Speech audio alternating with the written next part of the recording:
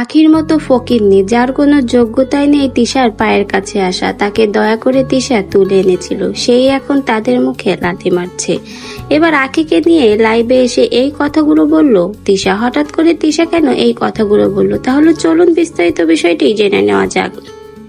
তিশা নিজেকে অনেক বেশি সুন্দরী এবং অনেক বেশি বড় মনে করে। সে সবসময় আখিকে তার নিচে দেখাতে চেয়েছে।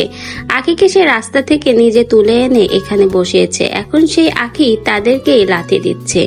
এইসব কথা এবার লাইভে এসে তিশা আখিকে উদ্দেশ্য করে বলল, কারণ আখির এখন বর্তমানে অনেক প্রমোশনের কাজ। তার সেই প্রমোশনের কাজের জন্য এখন দিন দিন তিশার ইনকাম কমে যাচ্ছে, এমনকি প্রমোশনও কমে যাচ্ছে। তাই এবার রীতিমতো আখির উপরে খেপে গেল তিশা। তাই তিশা তার লাইভে এসে আখিকে উদ্দেশ্য করেই এই কথাগুলো বলল। ফকির নিয়ে আমি রাস্তা থেকে তুলে নিয়ে এসেছিলাম, যার কোনো যোগ্যতা নেই আমার পায়ের কাছে আসার, সেই এখন আমার মাথায় উঠে নাচছে।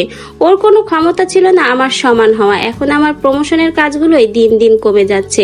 তাই এবার রীতিমতো আখির উপরে খেপে গেল তিশা। কিন্তু কথা হচ্ছে আখি তো তিশার সংসার থেকে খালি হাতেই চলে এসেছিল।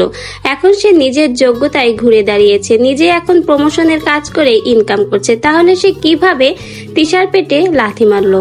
কথা হচ্ছে আখিকে এখন সকলে প্রমোশনের কাজ দিচ্ছে, এজন্য তিশার প্রমোশনের কাজটা কমে যায়। তিশা এখন চড়ে গেছে আখির উপর এবং এজন্য আখিকে এই উদ্দেশ্য করে কথাগুলো বলল। কথায় আছে রাখে আল্লাহ মারে কে। ঠিক আখি সেটা করে দেখিয়েছিল, যে আখিকে লাথি মেরে শূন্য হাতে বাসা থেকে বের করে দিয়েছিল তাদের সাধ্য ফুরিয়ে যাওয়ার পরে।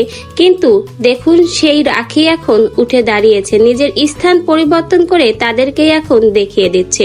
তো ভিউয়ার্স, আখি ও তিশার এই কথাগুলো শুনে আপনার কি মন্তব্য? আপনার মন্তব্য আমাদের কমেন্ট বক্সে জানিয়ে যেতে পারেন। নতুন নতুন ভিডিও দেখতে চাইলে এবং আমাদের চ্যানেলের সাথে যুক্ত হতে চাইলে চ্যানেলটিকে সাবস্ক্রাইব করে পাশে থেকে যাবেন। ধন্যবাদ।